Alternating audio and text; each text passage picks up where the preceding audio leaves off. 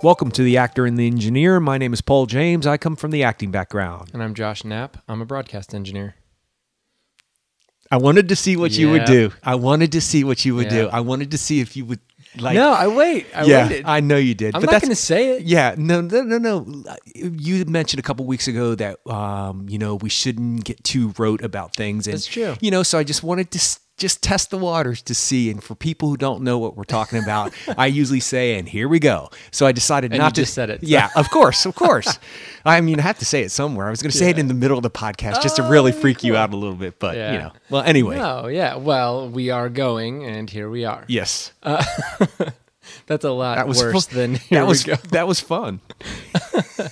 So today we're going to talk about the new Terry Gilliam movie. It just came out on Blu-ray it just came out on Amazon Prime. That's what it was. Yeah, and we're going to have to So- talk about the breakdown of how that was released because I'm a little confused about that. Okay, yeah, sure.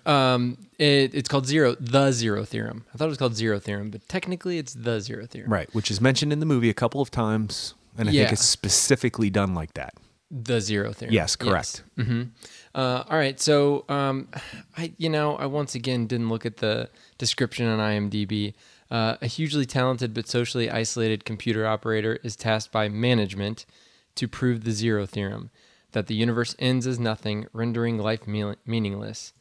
But meaning is what he already craves. That's pretty good. Yeah, that's not bad.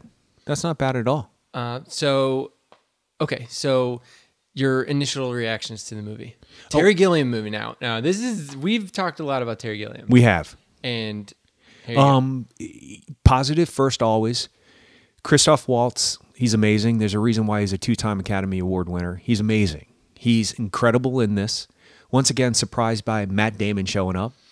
What the heck? I know, I loved it. I love know, that. but at the same time, it's kind of like, okay, wait a second. But that's good. We got like The Good Shepherd, and we've got Interstellar. I like and that. Spoilers for Interstellar. Good Yeah. night. Spoiler for this too. Because Yeah. I didn't know he was in this. I mean, it is what I it didn't is. either, yeah. It is what it is. I mean, I don't think people are going to be taken back by Matt Damon being in these films as much as we were because we have appreciated Matt Damon's career on some kind of level. Not that we're something special, but we notice things. And him showing up in a film uncredited is a surprise to us. To other people, maybe not. I mean, it might not be that big of a deal. So I think it's He good. also took scale for this part too. I think that's brilliant. And David Thewlis, I think, took scale. Yeah, So good for them.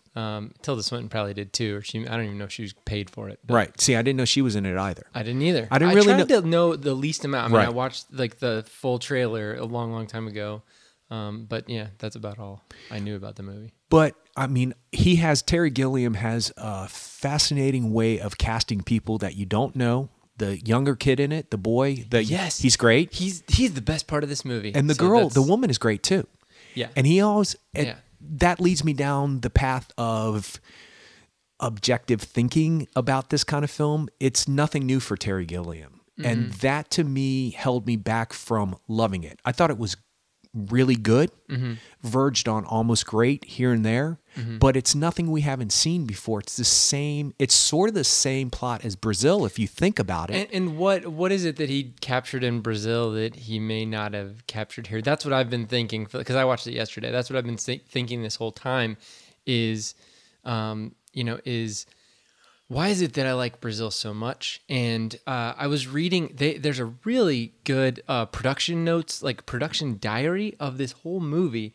And it was made by Voltage Pictures. And it's just like interviews upon interviews of, pre-production and costuming and score and all this stuff. And it's an actually professionally made, it's like production notes they sent out are probably with the press kit for the movie when they were, touting the movie. And they kind of drill down on, why Terry Gilliam, wanted to make this movie as opposed to other movies. And then they go through, he was supposed to make this movie before Dr. Parnassus and the Don Quixote movie, but then he ended up doing Dr. Parnassus, and then he started the Don Quixote movie again, and then it failed again, and then he moved on with this movie. Okay, so what was he doing for what was it? Don Quixote? What was he gonna? Was it a straight story, or was it his take on it? This is okay. There's a documentary called Lost in La Mancha, and it's about Terry Gilliam trying to make this movie about Don Quixote, and he's had multiple versions of this movie. The one that he was trying to make when it failed the first time, or when this documentary was made, Johnny Depp plays Sancho Panza, but it's a weird version of Sancho Panza. It's like a time-traveling guy, Sancho Panza. Time Bandits meets Don Quixote? There you go. And so, but there was all kinds of production issues with the movie, and this documentary catalog, not catalog's not the word. It documents? It does document that, but I was thinking of a word that starts with the C that I can't remember now. So it goes through and it shows you what's happening during this, and it's kind of like Hearts of Darkness. Have you seen that Yes. movie? Okay. Yes. It's a similar thing where you're getting, Terry Gilliam right on set or in the pre-production meetings saying like, this isn't happening or whatever. And so it's a very honest documentary on his part. But anyway, they tried to redo it again, I think, in 2011-ish, and it didn't work for multiple reasons. Give me one of the reasons why it wasn't working. I don't know about the 2011. Okay, I'm more curious about that than I am about this film. I'll be honest with you. I'll tell you the truth. It's a crazy story that parallels, the Don Quixote story of, he's kind of a mad person and he's going against these unforeseen forces, and it seems like Terry Gilliam's going through the same thing while trying to make this movie multiple times. That's the movie he should have made then. Well, I mean, that's kind of what Lost in La Mancha is, but it's only a microcosm of that. He didn't give up after that version, and so I don't even know what his views are on. He should have made a movie about a director trying to make Don Quixote and cast Johnny Depp as both roles. Maybe. Yeah, I mean. That would be interesting. Yeah. So anyway, he made this movie. After that fell apart. As far as how the movie was released, it was released on video on demand before it came out in theaters. Yeah. See, this is what was confusing me because I remember seeing it on IMDb, and it was saying being released soon, and they were having problems with the publicity because the poster had a naked version of Christoph Waltz, his behind, and they were banning it and making him shadow it, and he's like, it's a guy's butt, big deal. I mean, you've seen that's Terry Gilliam. Yeah, I mean, it's not that big of a deal. He looked like an embryo. You know the shot where he's going in space, and people who have seen this film will know what we're talking about. And it was the poster, but they darkened it a little bit and made it so it was less, risque. Yeah. Why? So I knew that it had been released before, so it got released on. What were you saying? On demand or on demand? I think it got released on demand, either simultaneous to a release. But you know how movies come out; they kind of have limited releases in L.A. and New York, right? And then they roll out bigger, depending on how big the release goes. I mean, I think this movie was only kind of in art house theaters, the ones that it did get released in, and then was gone. I mean, it didn't make very much money. Well, it didn't come here. It may not have, come because to Raleigh. I don't know. Usually we get, I would think it would have, or in Durham or something. One of those. Yeah, because even the small the small documentary features and the short documentary features that are not nominated for the Oscar, they came to the independent theater up here. I can't think of the name of the independent. Raleigh Grand. Yes, no, not the Raleigh Grand. Oh, they came there too. Rialto. Yes, thank you. Yes. So why it didn't get released is what I was curious about. Like, did it not get enough of an interest? I don't know. Voltage Pictures is the company that. Which I love their little logo and how it comes through the. I did not like it. Oh, I like it. I think it's cool. It's cheesy animation. And that took me out of it. See, this is where I have problems with things. It's like, if you're going to do something like that, I like clean, I like simple, I like powerful things. And that is kind of like my kid worked on his, Minecraft experiment or Minecraft game. And he made he made a pre-movie. Well, thanks, thing. Josh. I will never look at that the same way again. Ah, jeez. You ruined it completely. No. Well, and when I look at it, you don't care. It doesn't care. No, because I look at it and I think use your imagination to fill in the blanks, and that's what they're trying to tell you when you're going through. For what people don't know what we're talking about. The Voltage emblem comes up on the screen, and they go through this like little, it looks like a little rooftop or a little back door alley, walkway, and It's then like a video game. Yeah, well, kinda. it does. And it comes up onto this door that has the voltage symbol on it and does this electrical, and then you see the voltage sign. Yeah, I mean, okay, it's cheesy. I see it now. Well, it is, but I know I like it. That's fine. That's great. But I'm more interested in how this movie was made because it wasn't made for very much money and where they spent their money than I am really about the movie, which is kind of a bad thing. Yeah, but now that you said that, I'm kind of more interested in that too, because where did they spend their money? See, I had some issues with that. Once again, I thought it looked cool. That said, why does the future in all of these films, not necessarily Terry Gilliam, why is it always like a dystopia that's dirty and rotten looking versus a day glow futuristic? Everything's day glow in this futuristic thing. Or in a Terry Gilliam film, everything's plastic. So the future never looks like a realistic version of what will be to come. It never does. That's so where I think Her did a good job of absolutely, that's a perfect example where they did it great. We actually talked about that when we talked about that movie. So where did they spend the money at? Oh, I mean, they had to build that. A lot of the movie is in this cathedral that His house. That what's his name? Christoph. Quinn. Oh yeah. No, No, not Quinn. It's Cohen. Cohen. Right. Yeah, Cohen. That he lives in. So the Christoph Waltz character lives in. So they built that whole set. That was worth the money. Yeah. Well, especially since 3/4 of the movie's in it. But yeah, and I mean they were shooting in Romania, and I'm sure they got a lot of bang for their buck there. And I don't think that took away from the movie, but I guess I was so excited about the world building possibilities of this movie, and I love world building that like Brazil, everything. There was a reason why there were tubes going through. Yes. The open areas in rooms, and there were reasons why the TV screens were like really small and they had the magnifiers on them instead of just having a big TV screen for a computer monitor. All of these things were done for a reason, and it seems like there were certain things that just weren't looked at in that same manner. I'll give a good example and a not good example for me. A good example of the use of that is whenever he typed anything into the computer, it looked like it was typing an actual word onto the screen. You remember that with the typist ball? Yeah, I like that. Oh yeah, I did like that. Yeah, that was really good. That was cool. That was clever. The thing that I think that didn't work, that could have worked really well, is when they went to the party and everybody was on their computers or phones. There were two guys standing in the corner with their phones projecting a picture of them out to the crowd.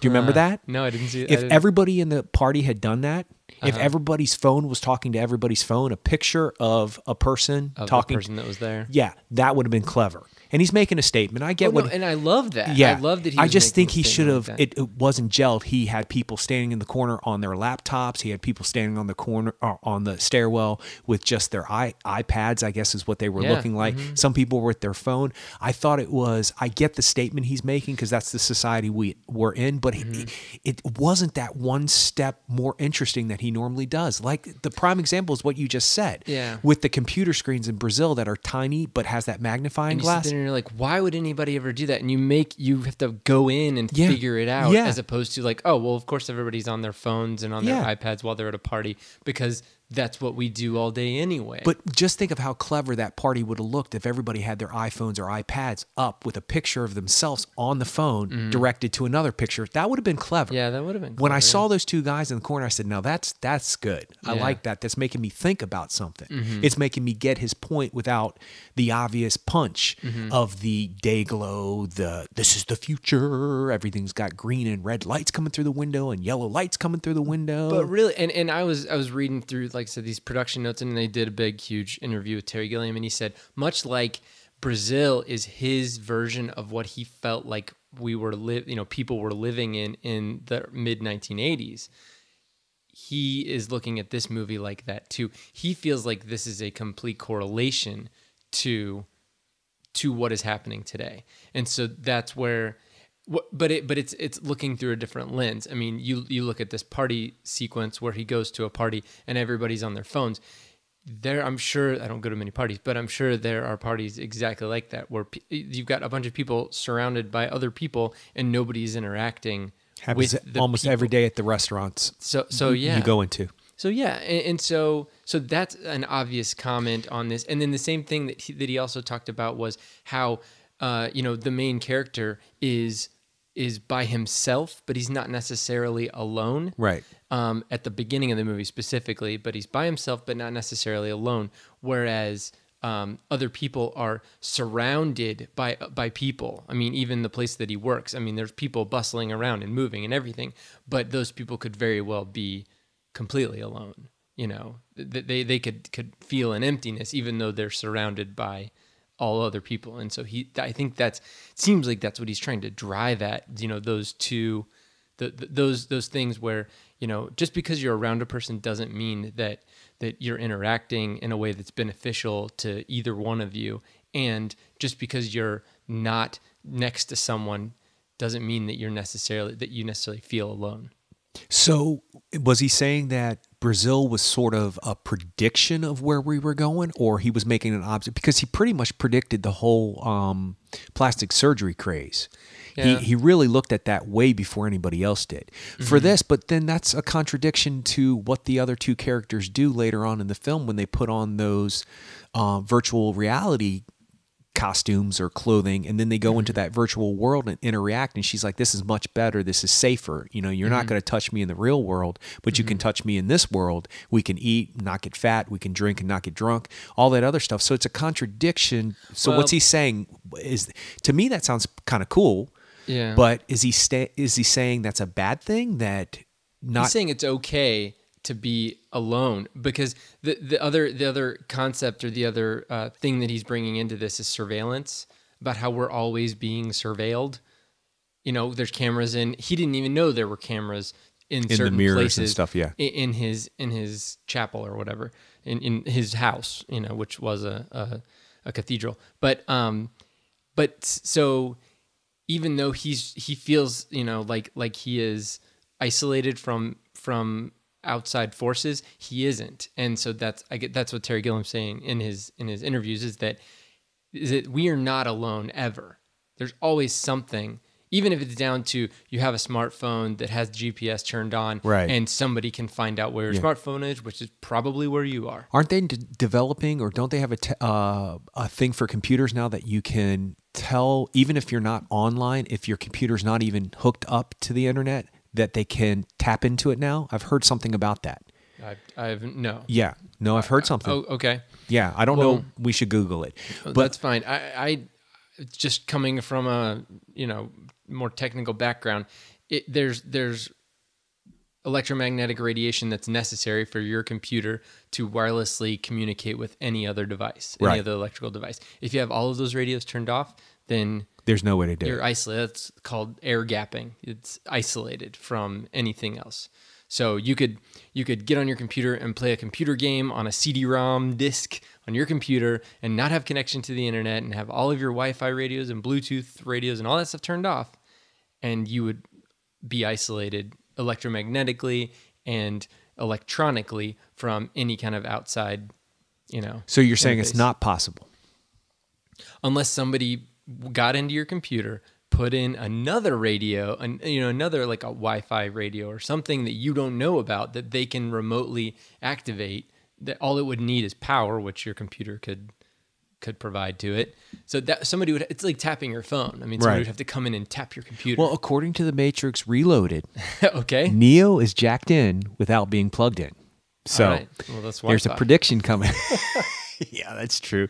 So actually, all of this stuff has made me almost appreciate the film a little bit better now, a little bit more now. But why is it that I had to go and read this thing and that you had to... I got all of that. I got all that from the film. I thought the film lit me up in places. I've used that term before. There's like almost the reverse of anxiety when something works well in a film for me. It's almost like I don't know what to say. It's an excitement, but it's not. It's not like waking up on Christmas morning. It's a different excitement. And I don't know why I just said it's like the polar opposite of anxiety, but anything that makes me nervous or anxious really, I mean, I of course nobody likes that feeling, but it's like the opposite of that when I'm watching a film that really works. I don't know if that makes sense, but that's the feeling I get. And it lit me up in different ways. It really did. The thing that I wish that he had just taken out was the outside scenes.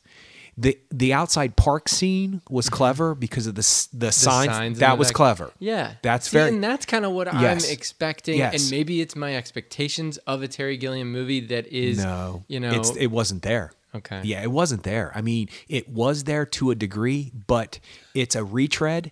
And you look at, there's certain things that are, I hate to. No, it's okay. Go ahead. Okay. There's certain things that are, like you said, retreads. You've got, the signs in the background, which are pretty overtly, everything is outlawed in this park. This is a park. Did you notice it was in a cross? It was in an X. An X, yeah. And everything is outlawed in this park. Swimming is outlawed in the park. Umbrellas. Yeah, there's no place to swim. Yeah. But they have a sign that says no swimming. Yeah, no pets, no umbrellas, a bunch of different things that are never going to happen. Exactly. Well, I get it. It's clever. That's clever. Also, you've got there's a character called Bob that we haven't really talked about, who I think is maybe the best part of the movie. The actor, at least, is great. Yes, he is. His name is Lucas Hedges. He's going places. Yeah.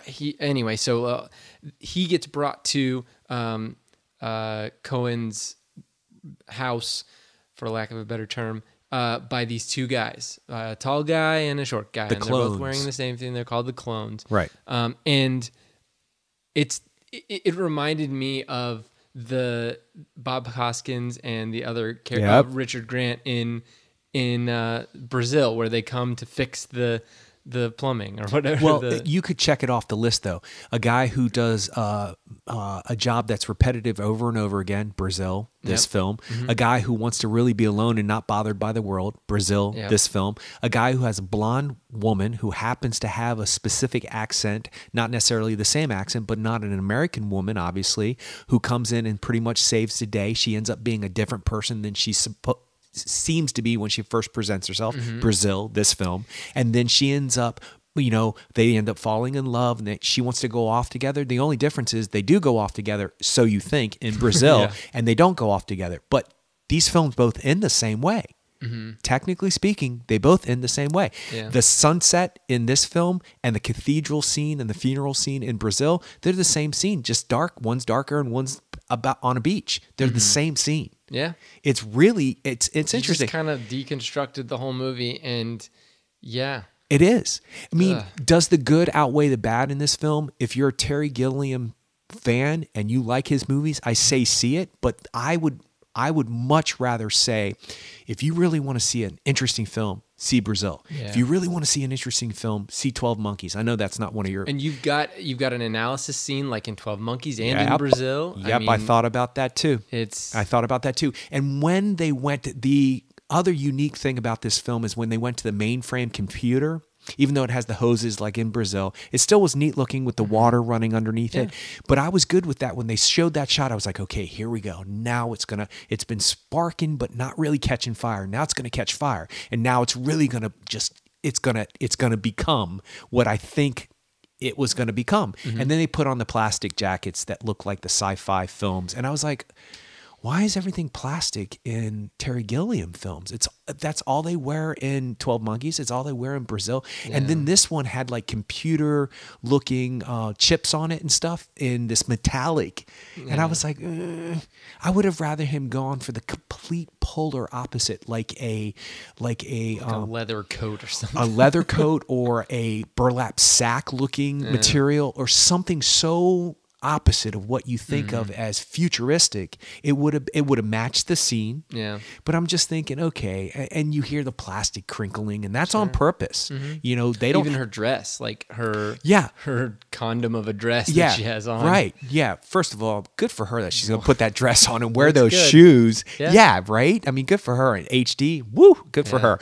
But the thing is that there was why did she come as a nurse? Was it because she was here to save him? Was it because she was supposed to be the dirty nurse, which is the sexual thing? What was it? Like, you know why the girl falls in love with him in Brazil. She sees him for who he really is. That's where I really have a problem with this. Yeah, her character is kind of all over the map. I mean, she starts as one thing and you kind of wonder why she's interested in this guy. And then, I mean, you know, we're going to start getting into some spoilers, I guess. But you've come to find out that she was paid to kind of, you know, befriend him, for lack of a better word. But, you know, that character is confusing to me. Her character is confusing to me. I don't know what we're supposed to be feeling. Like, is he supposed to fall in love with her, or like, you know, genuinely? And then does she actually fall in love with him? I don't know. I can't tell. Yeah, I think she does fall in love with him. But the thing is that when they first meet at the party and she's so persistent, she is obviously on the payroll at that moment. And so it's a sad statement to me that somebody would be that manipulative to somebody else for money, which is fine. I mean, that's not a huge deal. I'm not shocked by that. But she says such specific things to him to get him involved. You know, you're dark and mysterious and don't say many things. I like that. That you know? turns me on. Yeah, it turns me on. Yeah, that's exactly what she says. And then when you think back on it, actually it's bugging me now that I'm thinking about it a lot more than it did in the film. But yeah, I think you're right. What is... You know, it's a cliche to say, what's your motivation? But why would she do that? Is she, well, she obviously has a website where you can pay to see her do a lot of things. And then they go into this virtual reality world together. But then he gets onto the website unbeknownst to her because they make special times to hook up. And then she starts to take off her clothes and she realizes it's him who's watching her, because the computer announces who it is, which I thought was interesting. Yeah. And then she gets embarrassed. But is it at that point that she, I mean... That she realizes that, oh, I feel awkward doing like, this. Did she like him start? I mean, yeah. Because it's personalized as opposed to just this camera that's looking at her.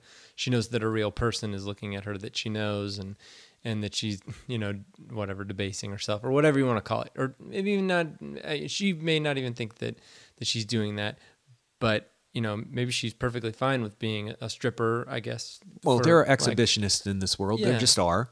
And that's fine. But she's obviously doing that for money. Absolutely. And so that's a different, you know, level up, I guess, or whatever. But so she's obviously, you know, able to, you know, square that in her mind at some point, but then she goes against that, or not goes against that, but feels weird about it, obviously, when, you know, Cohen comes on and starts looking at her. And then she, I mean, the whole end of the movie where she comes by and she's like, I'm leaving, I'm going somewhere else. And Brazil, you know, will you come with me?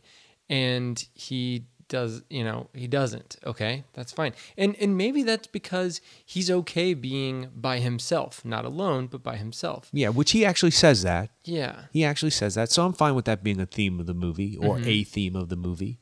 But then the biggest theme in the movie that hits you with a sledgehammer is Matt Damon, his management character, saying, you know, the irony is that you're someone who's been searching for meaning. You know, you've been waiting for someone to tell you the meaning of life, and the whole time you have been living a meaningless life. Right, because you wasted your time. Because you wasted your time waiting for this phone call. Right, and the point of the movie is, and then that statement comes up, and you're like, why wasn't from the beginning of the film that statement attached to everything, and it would have shaped everything? Maybe it was in his mind's eye, but when I thought, well, that's a really good observation. I liked it. I'm not being sarcastic. I'm being for real. Like, I thought, okay, well, that's a good observation. He, as a character, Christoph Waltz's character, is waiting for a phone call, and it's supposed to tell him what the meaning of his life is. Yeah. And he's wasted his life waiting for somebody else to tell him what his life is about. And it's a statement about how we waste our life trying to find meaning in our life when actually just living. And Matt Damon makes a statement about, or his character makes a statement about, how looking for a God or heaven or somewhere off this planet and off this existence is, he doesn't make it a meaningless quest, but he's saying that people are so focused on the afterworld that they're not focused on this life. I've heard that theme before, and I think it's an important theme. And it would have been nice if everything was shaped around that theme from the beginning, and then it would have smacked you. Sometimes you have to point out to your audience the obvious statement, the obvious point to this film is this. But whatever leading up to that didn't have an aha moment. Strange little sidestep. True Detectives does that from the first 15 minutes all the way through all 12 of the episodes, or 13, whatever it is. You are mind blown by the concepts, and the whole show is wrapped around that one concept. And then, I mean, each episode is wrapped around the one concept that they're talking about. The concept of meaninglessness. Yeah, or the concept of everything being a circle. Matthew McConaughey talks about. Everything is shaped by that. And one of a director I worked with said that you find a motif, you cling on to it, and then you shape everything around that motif, that theme, everything, the color of the set, the color of the door, everything. American Beauty, another sidestep comparison. The red door in American Beauty is a metaphor for this family's life on the inside is different than what it is on the outside. The whole house looks like middle America. Hi, Bob. Hi, Sue. We're home from work at 6:00. It looks like that, but they have this red door. So it's saying something visual to the audience, maybe on a subconscious level, that behind this door, there's something bloody going on. That's what I got from it. I don't know if that's what he meant, but that's what I took from it. With this film, with the Zero Theorem, there's not an attachment to a theme. I thought it was great that Matt Damon's character was the leader of Mancore or Mancom. Yeah, Mancom, the man, the corporation, the man. I thought that was clever. It was so obvious it was clever. But, was it a statement about working your life away for the man? Was it a statement about, do you really know the person across from you? Back to the theme about the girl really quick, the woman really quick. What confused me the most is she was embarrassed by him looking at her naked on the website, but wasn't embarrassed with him touching her in the virtual world and seeing her in the virtual world. So I thought, where's that dichotomy coming from? Why is there such a strange wall there for her? Because there's a disconnect. There's a physical disconnect between those two people. So she feels safe. She's behind a wall, a virtual wall of. But she's in front of a webcam. She's not in front of the guy. But I think it's because it was live and happening right then. But also that whatever creepy guys are watching her, she doesn't know who they are. She doesn't know who they are. I see. She's in a room by herself, and all there is just this little camera. It's not personal. It's not personal. Right. It's impersonal. It's about as impersonal as you can get, and there's not, and she's not feeling any emotion, any tie towards the person who is watching her or the people who are watching her. She's just going through the motions. I mean, it's like, it's like a fry cook at McDonald's. I mean, it is a similar thing, I'm guessing. I haven't done much, modeling or, webcam. I wasn't waiting for you to laugh. Jeez. I'm sorry. I was actually thinking about something. I was like, wow, you've done some though? I was like, I got to look this up. What is this? What? I got sorry, slow on the uptake sometimes, okay.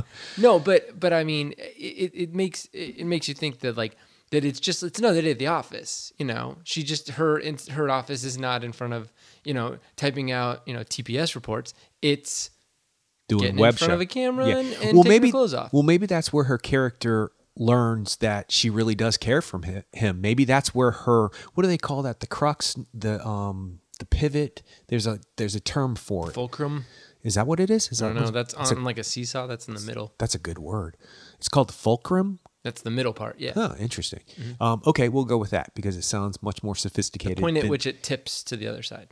Okay, but there's a term for the not the crux. Anyway, maybe that's the point where her character saw behind what she was doing. and then realized that she really did have a feeling for him. And maybe I mean, yeah, it's not clear though. Thinking it out, It's not clear. Yeah, you could say that like that at that point she realizes that, and she realizes that her life her life is meaningless, and we're just guessing at this point. But maybe she realizes that her life is meaningless, and she wants to live the rest of her life with another human being and share her life with that person and make meaning in her life, and that's why she goes to see him. And with she all due wants to respect, start, yeah. it took two people a 10-minute conversation to come to that point when you should be watching that and grabbing that from it. Maybe it's there, and maybe I just didn't see it on first view. Yeah. The ultimate test of a film is how much I thought about it the next day, and I did think about this movie. I was glad that I saw it. I'm glad that it came into my life, if you will. But the other part of that is that how much more am I going to think about it? I don't know. And also, would I recommend this film as one of those ones that, you got to see this movie, I just saw this great movie. It sort of just sat there for me going, I'm glad I saw it. If I was, like you said earlier, if I was going to, recommend a Terry Gilliam movie, I would recommend like 5 more before I would recommend this one. But I wondered this, what if you didn't know anything about Terry Gilliam and you saw this movie? Would it be as mind blowing to you as it was when we first watched Brazil? Maybe. Would it be as maybe it's a good entrance into, like, maybe you see this and then you go back to Brazil and you're able to actually handle the, practical effects and things. Because people, especially, like, I would think that younger adults today, a 20-year-old, for example, like, may not have as much patience for that kind of, like, that's obviously a miniature, that doesn't look real, where's the CGI in this thing? That kind of a thing. And that could take somebody out of a movie. But yeah, that's true. But I wonder if I often wonder about that with music. A band's latest album, if they heard that first, what would it be like to hear their first album next, instead of going first, second, third, so forth and so on? Same with this film. I actually think that a person who's never seen a Terry Gilliam film, I would venture to say, just off the cuff, that if they watch Brazil for the first time, never knowing anything about his films, or Time Bandit, or Baron von Munchausen, if they watched any of those movies, I think their mind would be blown. I think they'd be like, what is this world? What is this? Yeah. If they saw this, I'm not so sure they would be completely blown away. they could handle it. I don't think it's not as interesting for whatever reason. And the fact that we cannot articulate why it's not that interesting also to me is an issue. Yeah. Sometimes when a movie is not good for me, I can say, this is why. This didn't work for me. This didn't work for me. So much of this film does work, at least for me, that the parts that don't really dragged it down. Yeah. Well, like the character of Bob, whenever he's on screen, Lit up. yeah, it's great. It is. And it feels so real. Like, Absolutely. And there's ways for, Brazil doesn't have like a realism to it. It feels like hyper real. Yeah. And in this movie, maybe that's another issue. Maybe this movie gets like grounded by this Bob character who's the voice of sanity, which is weird because he's this like kid, he's a 15-year-old kid, but he talks about how, how people are just tools, not in a pejorative sense, but in a, they are literally a tool used exactly. by another person. Right. Or being used by another person. Or being used by another person or corporation or whatever. Yeah. And so he talks about that. And just the way that he delivers, like it felt like he was not given lines. It felt like he was just talking, which I don't know, that doesn't happen very often to me in movies, especially these movies, whether in the future or whatever. It felt very natural, like his delivery. I'm kind of talking out of my depth right now, and maybe you can isolate what it was that made me think that. It's just there's sometimes that certain people connect with certain characters, and I'm talking about the actor. And sometimes that's all depends on how it's written, though. That's what it comes down to. So maybe he's just written in a way, or maybe that young guy brought such a spark to it that it it's the meeting of the minds. Yeah, you're right. It did seem as naturalistic. Absolutely. But all the choices around that character were much more interesting than anything else in the film too. Like when the pizza was delivered and it's folded in half, I was like, what's that all about? And then you open the box and it's an advertisement, a jingle like they do in cards. That's a logical absurdity of what's going on right now. It makes sense. That makes sense. And of course the teenager wants pizza. He's the blind prophet. just like in Oh Brother, there's a blind prophet in the stories. He's the blind prophet. He just happens to be the younger guy and what we see him as a teenager. But he is, to us, he's blind to the real world. But that's why he can spew out all this great. Because the world's not affecting him. Exactly. But there's always that prophet in these movies where, you have to listen to this guy right here. He's actually, the Matrix is coming up again. The kid in the Matrix, or not the kid, Mouse. Is it Mouse? Yeah, Mouse, who says, the younger guy in the first one who designs the lady in the red dress, he says the thing about the food. It has all of the one character says it has all these nutrients that you need, and he says it doesn't have everything we need. We have these needs as human. And he also makes that analogy about how the machines can't get chicken to taste the right way, so maybe that's why everything tastes like chicken. He's the blind prophet. He's the guy who is spewing out these prophecies, for lack of a better term, about what's going on in the world. So this is what this Bob character is doing. So maybe that's why it rings true, because he's saying the truth. But I thought that all of the actors, finger quotes, did a realistic job. I thought they were great. It was the choices made around them that bothered me. I'll give you an example. I thought Matt Damon was great. I thought he fulfilled the obligation of the character perfectly. I love the hair. I love that choice. But to have the suit the same texture and color of the curtains and as the chair and as the couch, and then he sits up and he's got the same. I mean, it's been done before. It's been done better. And two, why that choice? What did that show us as an audience about that character? Does that mean that guy just fits in? He should have stood out. Like the texture of his coat should have gone the opposite way then. But he's the one person who's not being surveilled, and the one person who's not being marketed to, and the one person who's not. Then why did they put him in the same clothing as the curtains to make him look like he blended in? So that nobody notices him. Oh, okay.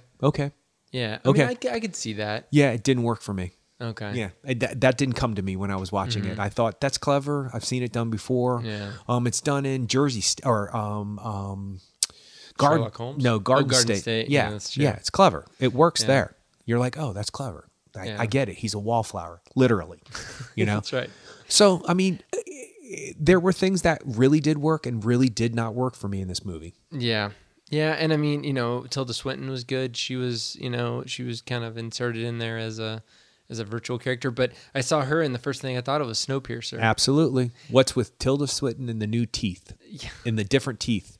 Yeah. The teeth of the moment. I know. At least she was Scottish in this movie and not British. Well, I like that. That. And I like the fact that she was a computer program, spoiler, and that it got messed up and she had to reprogram herself. That's the best part of it right there. Yeah. But why is he so surprised? See, there's these little choices that they made that I went, oh, that doesn't make sense to me. Why would Christoph Waltz, who's a computer programmer, for lack of a better term, why would he be so surprised that his sessions with the computer program therapist were being recorded and downloaded to a mainframe?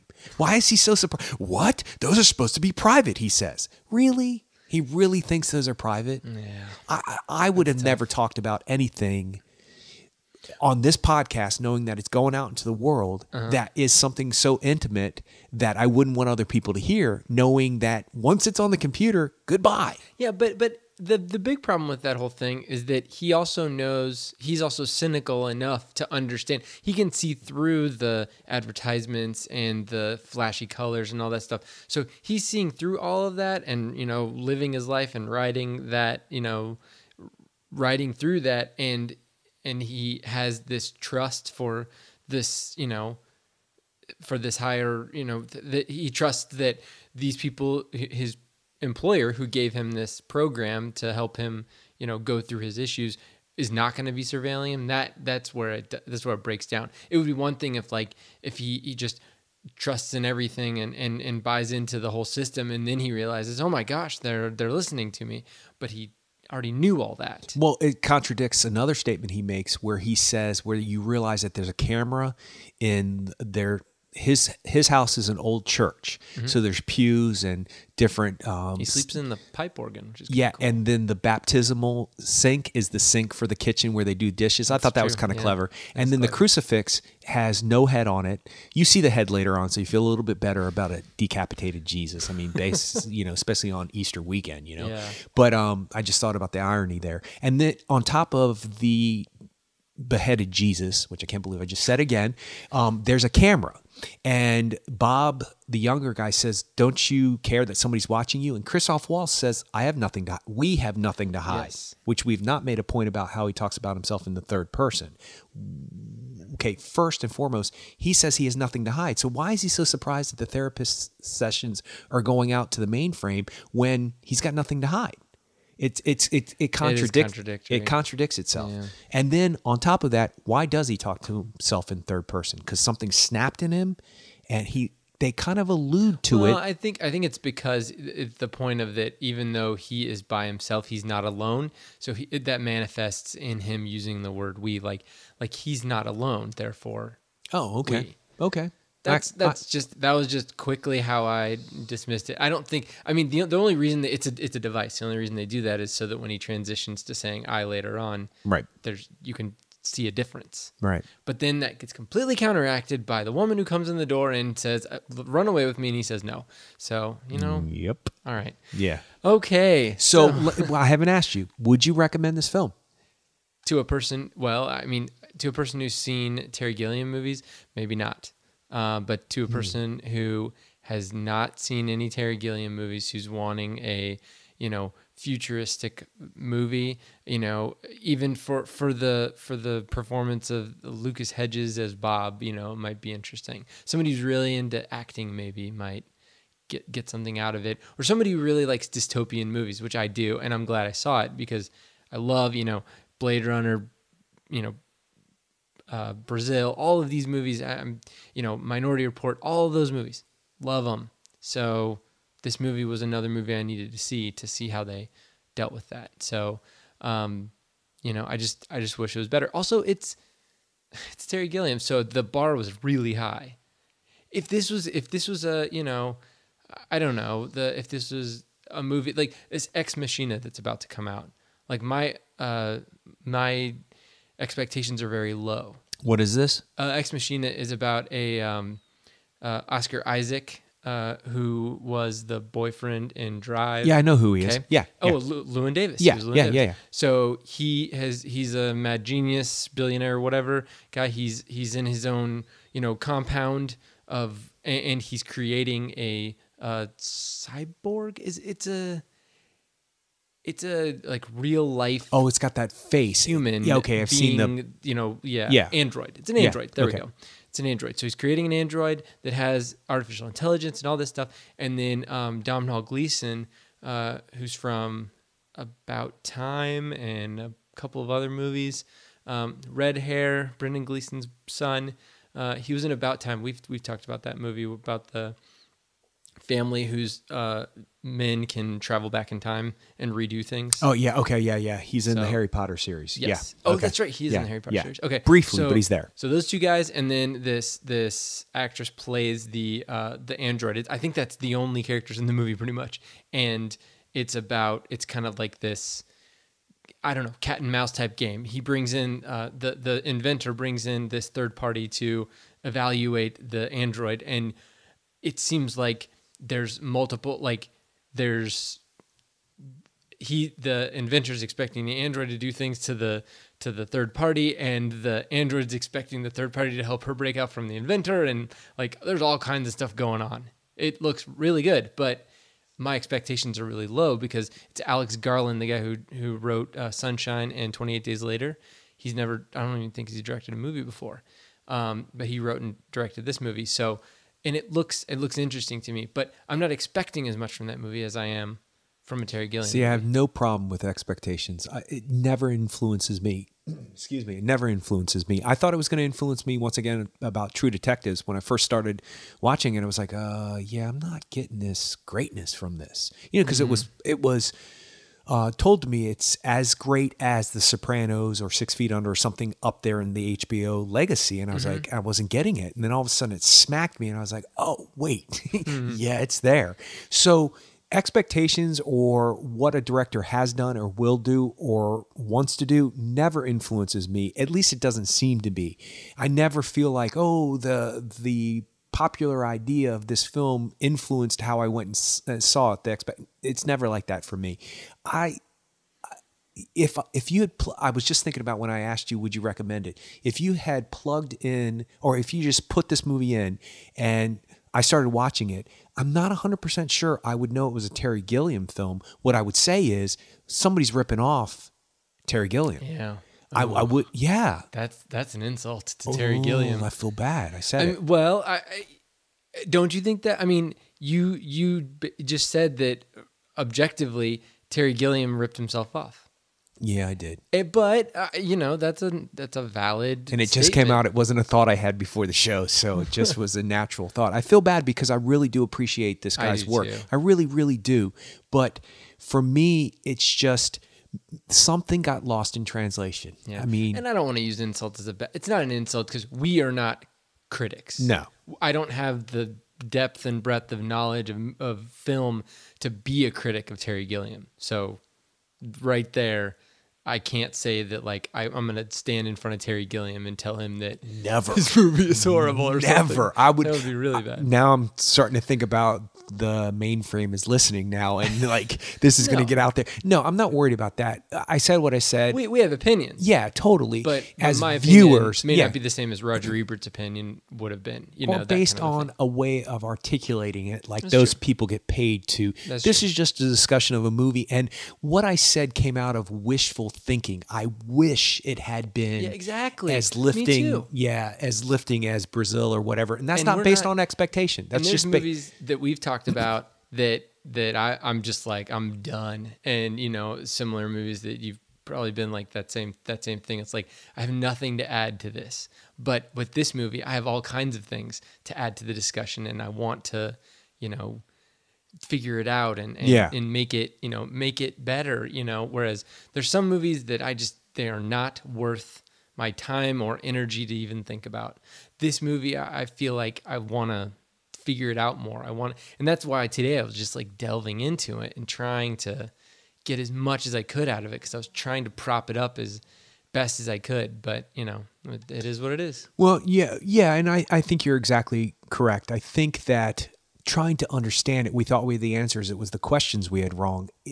You're right. I want to understand what did I miss something? Did I not see something? He's smart. Yeah, totally. And most of his stuff just rings for me. It just has a vibration about it. And this does to a degree, but it's like a spinning top where it spins and then it starts to wobble and then you have to start to spin it again. Most of his films just spin the whole entire time. It just continuously does it. We're trying to respin it. Yeah, well, you don't have to. You don't even have to worry about it wobbling. You don't even have to worry about stopping and starting it again. You don't. For this film, it's a dotted line versus a straight line, like one solid line. There are gaps that I'm going, wait, what is it? So actually talking about it made me understand a few things from your point of view that made me go, oh, okay, I'm actually liking it more having talked about it versus when I first came out of watching it.